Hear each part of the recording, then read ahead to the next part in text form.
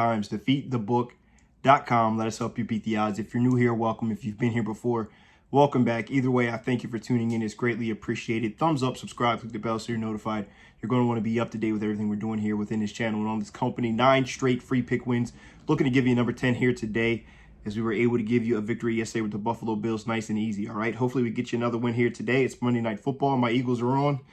So let me give you my take. But first, go to the website. You can check out full recap. Scroll down the bottom. It'll tell you what's hot. The current streaks we have are on the website as well, right at the top. As always, on defeatthebook.com. Very active on Twitter if you want to get to me there. I put stuff on TikTok as well. All the social media links are posted down below in the description. So let's get into it without further ado, okay? Monday night, going for number 10, and it's only fitting my birds are on TV.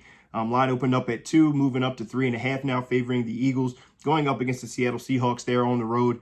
Seattle needs this win in the worst way. Geno Smith questionable in this matchup. With the groin injury, Jalen Hurts questionable with the illness. They're saying it's a little more severe than they expected. So he may or may not play here tonight. So total opened up at 47.5, moving down to 45 now. A lot of folks on the under, and for good reason. We've seen these primetime unders go under. These primetime games go under here several weeks in a row throughout the NFL season. Not a lot of games left. Eagles have clinched, looking to try to wrap up the NFC East with a win. I believe it puts them in, almost locks them in. Not guaranteed, but locks them in. Pretty good for the NFC East Championship. They want to try to get a top 2 or 3 spot as well. Going up against Seattle in back-to-back bad losses. Now, if you're thinking about it, moving forward, I know this is a spot Seattle has to have it. But the Eagles have not been playing great offensively. And defensively, honestly, it's just finally been exposed. The back half has not been good all year. Darius Slay is out. Getting arthroscopic knee surgery in the middle of the season is actually a stunner to me. Usually guys try to play through. But he is out this week as well with a secondary that's already not very good. The difference with this Eagles defense moving forward has been the inability to create sacks like they have usually in years past. We've had a tremendous pass rush. We're usually a top 5 pass rushing team when it comes to sacks. And this year we're outside of the top 15. We're sitting around the 20th spot. Now after this game, I'm sure they'll move up some. But as of now, I believe they're 20th in the league in total sacks. So it's really changed. We haven't been getting the pressure on the quarterback. The run stopping has been great. And Seattle has Drew Lock, who's more than likely going to take the helm tonight if Geno Smith cannot. Now, neither one of these defenses are amazing, but the difference between the two is that the Eagles have played the toughest schedule in the NFL up to this point. Just an absolute gauntlet with teams who are elite. Obviously, the loss to Dallas, who was undefeated at home last week.